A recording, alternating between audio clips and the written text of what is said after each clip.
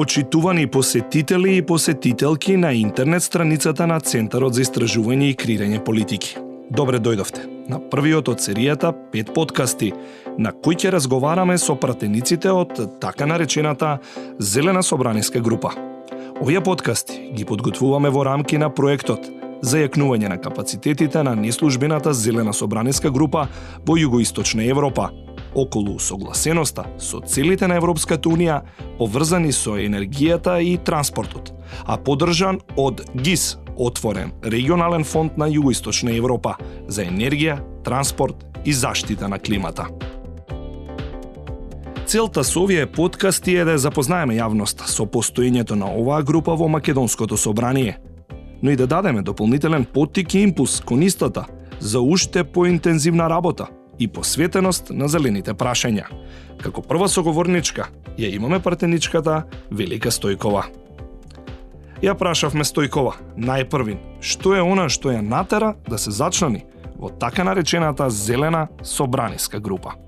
Фактот дека животната средина е нешто што е за сите потребно и нема тука политички партии и политичка определеност, и фактот дека она позната кампања на глобално ниво, човекот не и треба на природата, ама природата му треба на човекот. Тоа беше моето мото и тоа беше она што најмногу ме мотивираше да влезам во оваа интерпарламентарна зелена група. Што е она со што можете да се пофалите како личен придонес, а што како придонес на самата група? Не можам да кажам мојот личен придонес, бидејќи тоа е придонес на целата парламентарна група на ВМРО-ДПМН, од која што доаѓам јас. Ние навистина комуницираме со невладиниот сектор, навистина излегуваме во соработка за секоја тема, за секој закон, за се што сметаме дека е потребно да бидат известени и зелените невладини организации. Почнувајќи од буџетот кој што редовно им го праќаме најпрви на нив да го разгледаат, доколку имаат предлози да не ги дадат, па преку сите оние закони кои што поменуваат, а кои што се дел од грижата за животната средина. Во време на енергетска и економска криза, што е она што може да го направи групата за да се ублажат состојбите? И ние можеме да бидеме погласни и треба, според мене, најмногу да се насочиме кон тоа подигање на свесност, бидејќи ние сме свесни дека не само институциите, туку и граѓаните се многу малку свесни, односно многу малку образовани во насока на тоа што значи здрава и чиста животна средина. За сега немаме посебна собраниска комисија задолжена за екологија, зелени прашања и клима, нешто што е случај и пракса со земјите членки на Европската Унија, а што пак постои волја помеѓу нашите пратеници тоа да се случи и во земјава. И тоа е добар формат, доколку се оформи посебна група, посебна комисија. Таа комисија ќе биде конкретно и намената само за животната средина, за екологијата, бидејќи состојбата на глобално ниво е загрижувачка. Како ја оценувате соработката на групата со представници од граѓанското општество и дали има простор за унапредување на истата? На кој начин тоа би можело да се спроведува? Според мене и според поголемиот дел од колегите, сметаме дека ние нормално не можеме се да знаеме и ваквата соработка со стручни кадри, со експерти кои што многу подобро ја знаат, ја познаваат работата од оваа област од нас, бидејќи кај нас стигаат многу закони, оваа соработка е добар пример. Можеби еве и она што деловникот го дозволува, дека граѓани можат да присуствуваат на седниците на комисиите и можат да дискутираат по одредени точки и по одредени теми.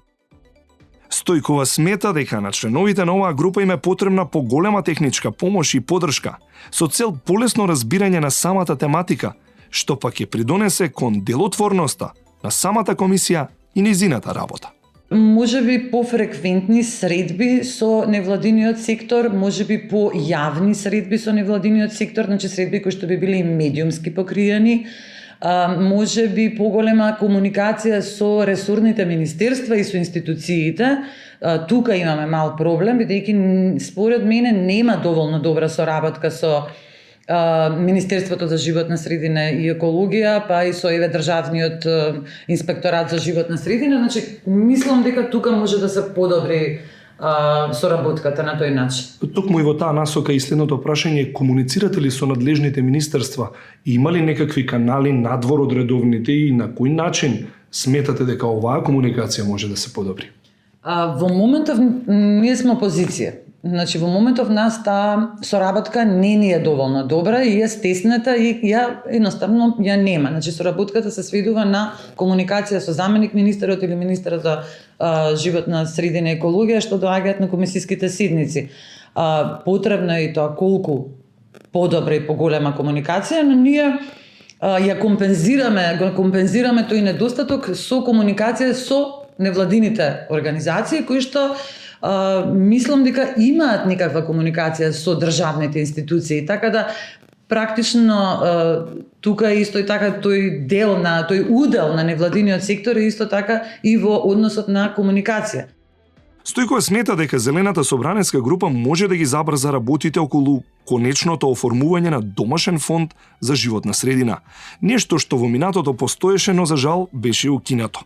Овој фонд ќе послужи, ќе ги зголеми можностите за финансирање на така наречените зелени проекти, како на државно, така и на локално ниво. Минатата година тој фонд од 11 милиони евра се претопи во некои други владени програми, значи не беше искористен. За 2022 година беше најавен фонд на зелен развој од 27 милиони евра, кој што исто така беше пренаменен со оглед на енергетската криза, најверојатно средствата отидоа во ЕВН.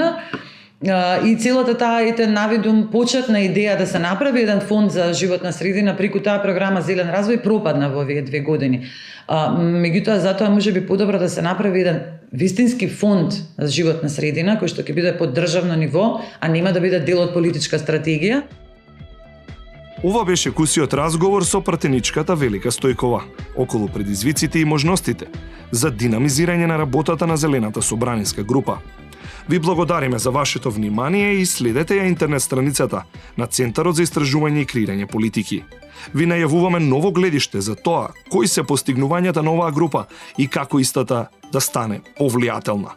Овој пат со партнеричката Гордана Силјановска-Давкова. До тогаш, срдечен поздрав од тимот на Центарот за истражување и креирање политики.